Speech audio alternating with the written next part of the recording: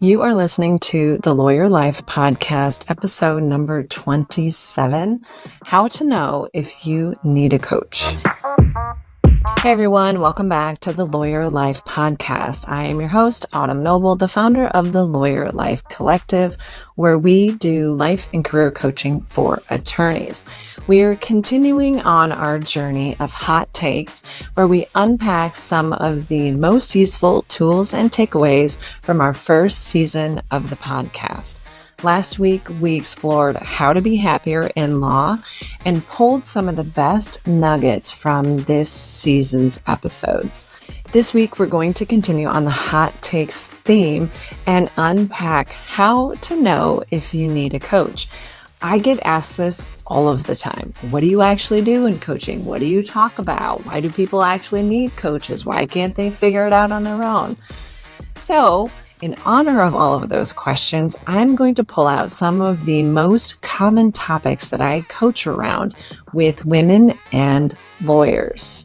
I'm hopeful that after listening to some of these hot takes, you'll get a clear understanding of whether or not coaching might be something that can help you take your life and your career to the next level. For hot take number 1, we go all the way back to episode number 2, the drama triangle. In that episode, we explore a dynamic that I see all of the time with many of my coaching clients. And that is the situation where you feel like everyone around you is against you. You're surrounded by villains and terrible bosses and horrible clients and toxic law firms. And you're just stuck in this place and you can't figure out how to get out. If that sounds familiar to you, listen up. The drama triangle might actually be what's at the root of this problem. You hear these overgeneralizations like, my boss hates me, this firm is toxic. Those statements just drip with drama and this villain-victim dynamic. In those types of narratives, we are playing a role in what Stephen Cartman calls the drama triangle. The triangle examines the connection between personal relationships and power in conflicts. And the triangle identifies 3 main characters that play a role in conflicts: the persecutor, the rescuer, and the victim. So let's dig into these parties a little bit and learn a little bit more about them before we apply them to our careers. So we start with the victim. The victim in this model feels persecuted, oppressed, helpless, hopeless, powerless, maybe even a little bit ashamed about feeling all of those things. They seem unable to make decisions, to change their circumstances, to solve problems, to take pleasure in life, or to achieve any meaningful insights into their circumstances. So when I say the victim, it doesn't necessarily mean the actual victim, but instead it's someone who is feeling or acting like one. Very powerless, very hopeless. The victim seeks to convince themselves and others that they can't do anything, that nothing can be resolved, all attempts are futile, despite trying really hard to fix their circumstances. Next, we have the rescuer. The rescuer's line is always, let me help you, let me fix this for you. Absolutely, let me jump in on this. The rescuer is a classic enabler. They feel guilty if they don't step in to the rescue, and they ultimately become angry and kind of move over into the persecutor role when all of their attempts to save the day invariably fail to achieve any meaningful change.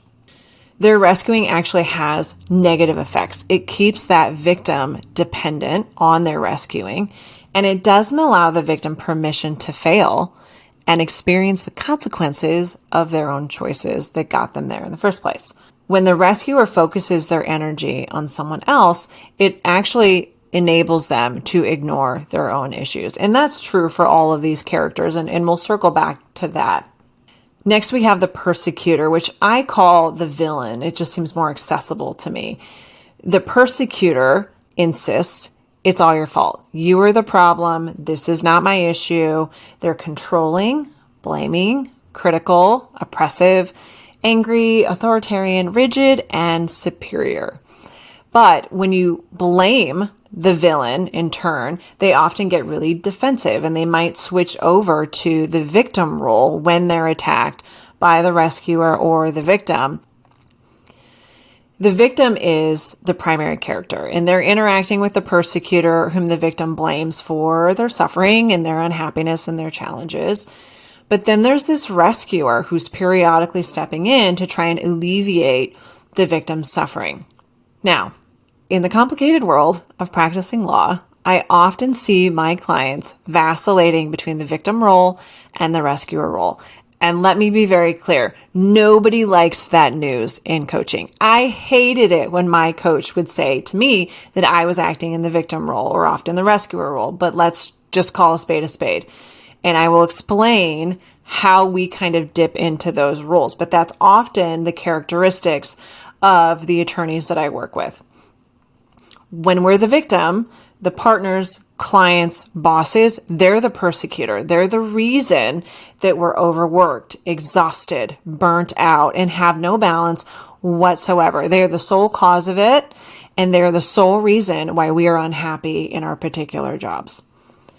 In contrast, when we are operating from the rescuer role, we often rise up to solve all of the poor planning, crappy demands, and ridiculous needs of the persecutors and villains around us. The rescuers are often the ones who will step in to help at the 11th hour when others on their team have dropped the ball. You can all think about those scenarios where we get an email forwarded to us from some senior attorney, and you see the date and the time that they received it was a week ago, 10 days ago, whatever it was. But suddenly, now that it's due and the deadline has arrived, they're dumping it on your desk and expecting you to fix it and put your name on it for them. That is a classic villain rescuer kind of a dynamic. As young attorneys, it's not uncommon for us to feel like, well, I don't have any other choice but to do this for them and to cover up the fact that they have actually dropped the ball and this is not really my issue. So we work late, we disregard our own boundaries, and we try to step in and save the day for the rest of the team. In one role, we're angry and suffering in our victimhood. And in the other, we're often energized by that action because we imagine that all of this rescuing and savior service will mend that relationship with our persecutors, will give us some value in their eyes. The reason this situation persists is that each participant has their own frequently unconscious psychological wishes or needs met without ever having to acknowledge the broader dysfunction or harm that is done in the situation as a whole. The victim often disregards opportunities to stand up for themselves and own their own power, whereas the rescuer rarely connects with their own value and worthiness outside of all the rescuing activity. They're searching for meaning and worthiness there, and that is partly what drives those actions. But as long as we're caught in this triangle, we're not ever able to look inwards and address those underlying needs that drives us to show up in those roles. That will do it for hot take number 1, the drama triangle. If this interests you, be sure to head over to episode 2 to listen to the rest of that episode and learn how to get out of that toxic cycle. For hot take number 2, we are also going all the way back to the beginning to uncomfortable dreams. Many of the women that I work with in coaching show up because there is this tension between who they want to be and how they want to show up and how they feel like they're supposed to show up to succeed. When we start any professional journey, there are going to be all sorts of people who are more than happy to tell you what you're supposed to do and how you're supposed to act in order to be successful. But what I have found is that when we take that feedback and we camp out with it, it creates a tremendous amount of dissonance between what people are telling us and how we feel we need to show up to survive. In this hot take, we explore that disconnect and how coaching can help you overcome it.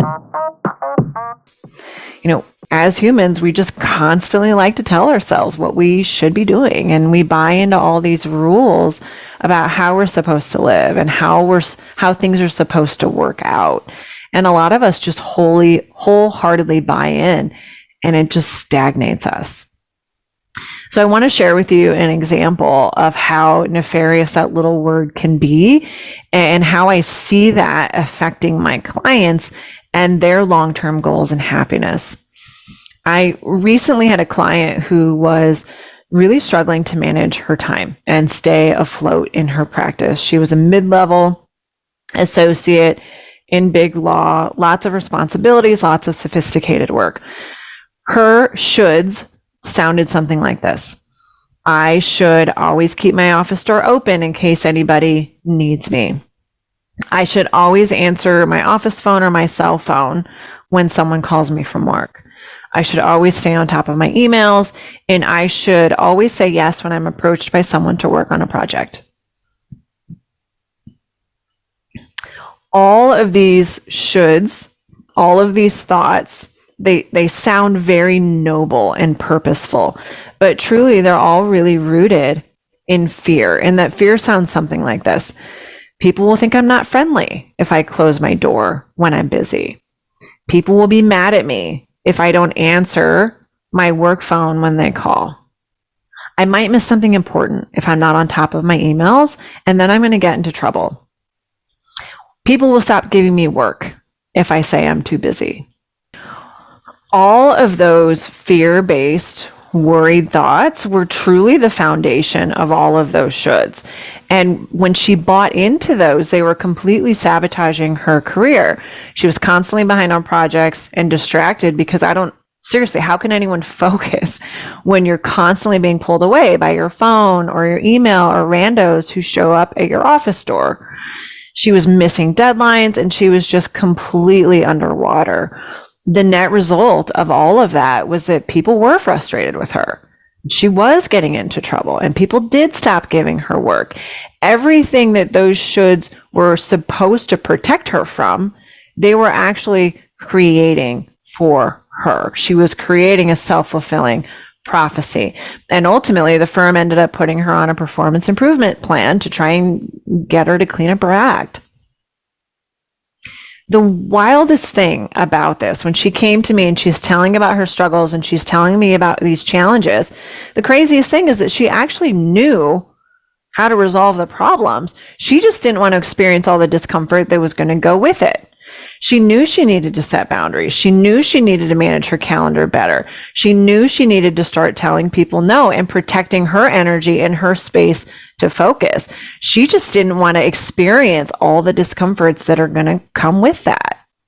Furthermore, doing so would fly in the face of all of those shoulds that she had completely invested in about how she was supposed to show up and act as an attorney. All of that was going to challenge her to reconsider who she wanted to be instead of who she thought everyone else wanted her to be. This is such a common challenge. None of us want to rock the boat. We want to fit in and we want to be liked. It's like we're bamboo, but we want to be an oak tree. It's painful and it's hard to realize and accept that we have to do things in a way that feels authentic and right for us as we are, who we are. And to show up any other way is also going to be incredibly painful, but it's going to be painful in a different and less rewarding kind of a way. It doesn't feel good to show up inauthentically, to pretend that we're an oak tree when we're bamboo, right? It also doesn't feel good. So the paths before you are both equally uncomfortable, but in different kinds of ways and different kinds of payoffs. And therein lies the rub. Taking action that feels right and authentic to us often requires us to go against the grain and experience those discomforts, to challenge our closely held thoughts, beliefs, and assumptions about what kind of human we're supposed to be, what a good lawyer, spouse, mom, sister, daughter is supposed to look like, and what they're supposed to act like. It requires us to invest in the discomfort that comes with the creating a life that we actually want, a life that we feel drawn to, an uncomfortable dream. As we unpack that hot take about how we are supposed to act and who we are supposed to be, it makes sense that the next hot take is going to continue down that path and explore the challenges and the struggles that we have saying no and asserting our boundaries. It is rare that I work with a coaching client that is not struggling with this very issue. If this sounds like you, listen up to hot take number 3, coming from episode number 11, People Pleasing and How to Stop. When I was in my early 20s, I moved to Washington, D.C. to work for a boutique law firm. While I was there, my direct supervisors were from New York City. So a farm girl from Iowa was quite the novelty in my little office, and I often was chided for my Midwest nice attitude. After that little excursion, my next legal job took me to a national firm in the Midwest. There, my supervisor was another New Yorker, and once again, my Midwest nice was met with much distaste. At first, their criticism of my Midwestern attitude, it really bothered me. After all, I was just being polite, and what was wrong with that? But over time, I realized that what they were criticizing, it wasn't Midwestern civility. What they saw instead was an insecure young attorney who was afraid to make waves, who was afraid to be honest for fear of upsetting others, and who was afraid to really use her voice. What they really saw was people pleasing disguised as good manners. You got to love those people pleasing tendencies. We've all got them. It may seem like simple Midwest nice, but at its core, people pleasing is rooted in deception. And we're going to talk about that today. When we put the needs and feelings of others before our own, we relegate our truth. We relegate our voices, and we implicitly acknowledge that we are less important than those we're desperately trying to please. So let's start with the why. Why do we do this? Why is this so appealing to us? Think about the last time that someone asked you to do something that you really didn't want to do, whether it's an additional project at work when you're already overloaded and sacrificing any semblance of life, or maybe it's an additional nonprofit board position for an organization that maybe just doesn't really interest you, or a family friend who asks for legal help in an area that you know nothing about. I want you to think of that situation and see if you can connect with why the decision was hard. Why was it hard to say yes or no? What was it that drove you to ultimately say yes when you really just wanted to say no? It might sound something like, well, I should help. It's the right thing to do. Meaning if I say no, I'm being a jerk or I'm not being a good person. I don't want to disappoint anybody or let anyone down. If I don't say yes to whatever they're asking of me, there's going to be some negative consequences. Like I won't get any more work from them. I'll lose a client. People won't trust me. People won't like me. They'll think I'm lazy, something along those lines. So as you think about those scenarios, when we say yes and we really wanted to say no, part of the reason that we do this and part of the reason these decisions are hard is because we have some story that we're telling ourselves about what it means if we say no and why we should say yes, even though that we don't want to. All of those thoughts are incredibly persuasive in the moment, and they seem 100% factual, but none of those thoughts are actually founded in any facts. They're just opinions and assumptions, and they're all rooted in fear. We worry that if we don't help, others are going to judge us. We worry that others will think we're not a good person or we're not a team player if we don't say yes. We worry that something bad will happen if we don't follow through on all of these requests. And we take all of those worries and we spin them into facts and stories that we tell ourselves, facts and stories that we believe and that we allow to dictate our actions. For some of us, this is rooted in imposter syndrome, which is generally a collection of feelings of inadequacy that persist despite evident success to the contrary. When we're experiencing imposter syndrome, we often suffer from chronic self-doubt and a sense of intellectual fraudulence that overrides any feelings of success or any external proof that we are, in fact, competent and good enough. Many of the women that I encounter suffer from various manifestations of imposter syndrome. And many of us handle imposter syndrome by slipping into a persistent helper role. And P.S., if you haven't listened to the episode on the drama triangle, it expands upon this tendency of ours to take on the rescuer role in the drama triangle. And that episode further illustrates this issue. And I strongly recommend that you listen to that episode on the drama triangle if this is resonating with you. Imposter syndrome persistently tells us that we are a fake and that we will be found out, and that eventually everybody's going to realize that we don't belong and that we really need to be shown the door. One tendency to combat those fears is to make yourself irreplaceable. And so for many of the female attorneys that I work with, this takes the form of being a constant caregiver, helper, or rescuer in that drama triangle. Recently, I had a client who was expressing to me how important it was for her to always be seen as reliable and somebody that others could always count on. She was always offering support for new projects and teams, even when she knew she didn't have the time or the capacity. And more often than not, she would come to our sessions operating on fumes, completely exhausted and frustrated that no one could do anything without her. She was totally burnt out and she really wanted to change the pattern. So as we explored her patterning, we came to understand that this was completely a mess of her own making. She consciously took on more than she was able to handle, and she was really reluctant to give up that part of her practice. On the one hand, she knew that it was making her miserable, but at the same time, she didn't want to give up that important and needed position. She didn't want people to gripe if she said no to more work. She didn't want people to judge her if she scaled back. And she imagined a parade of horrible comments that she believed her coworkers would make if she stopped helping everybody.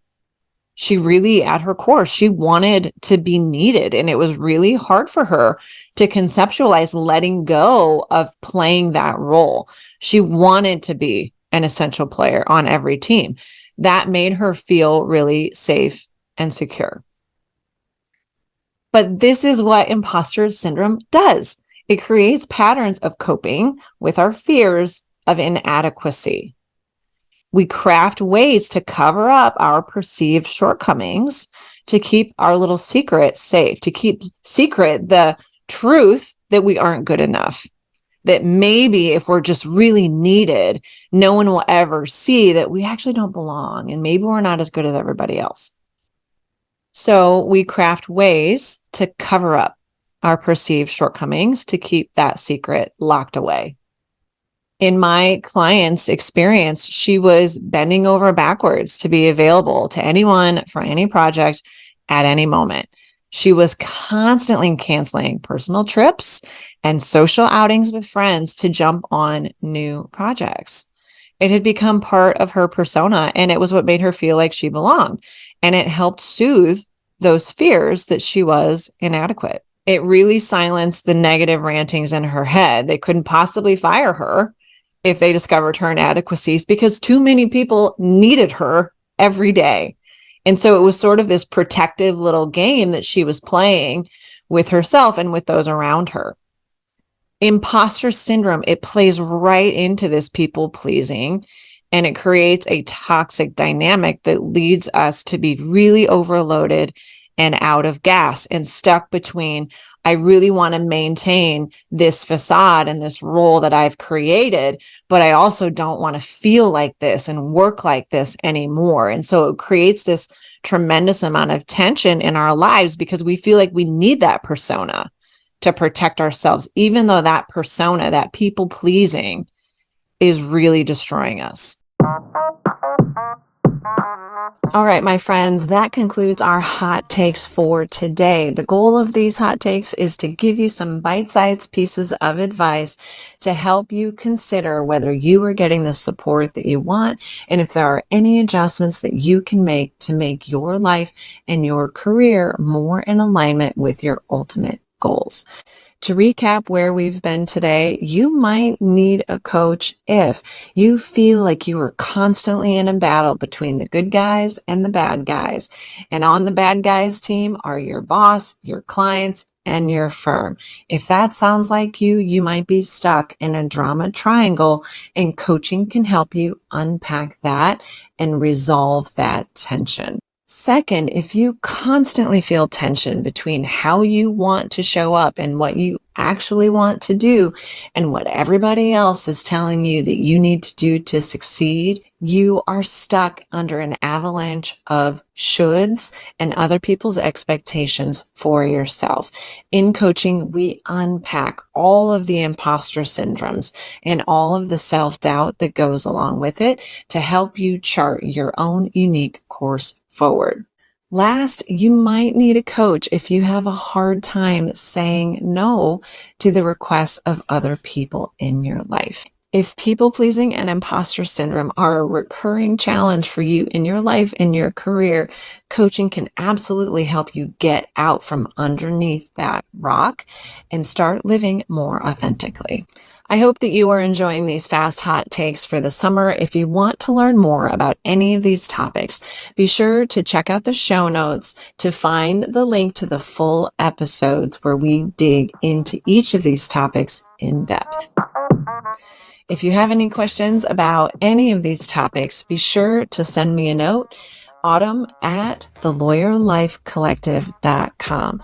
And if any of these topics resonates with you deeply enough that you're thinking, you know what, maybe it's time that I actually do something about these challenges, reach out and sign up for a free coaching consultation today. I promise you have nothing to lose. As always, in the Lawyer Life Collective, we've got all sorts of fun things going on this summer. I know everybody's busy, but I also see summer as a huge opportunity to work on ourselves and arm ourselves to prepare for the year-end craziness that we all know is coming. One of these options includes signing up for our seminar series, How to Lawyer for Real, where we will unpack everything that you actually need to know to succeed in lawyering. This will unpack all of the tips and tools that I teach all of my clients to transform their careers and create their own unique success. You do not want to miss this. And for those of you that may not be attorneys, or for those of you that have friends that could also benefit from this work, we are launching a new series that is geared towards non-lawyers, where we will unpack all of the life coaching secrets that I have picked up over the years of working with incredibly powerful and successful women. And I'm offering it to women of all backgrounds and careers in a series entitled How to Change Your Life. That series is kicking off for the first time on July 11th. For information on either one of those series or to grab your seat, head over to thelawyerlifecollective.com or autumnnoble.com. And last but not least, next month at the close of July, we are offering a free webinar entitled How to Overcome Overwhelm for Good. If you're sick of juggling too much and stressing about your calendar and your to-do list on a daily basis, this one is for you.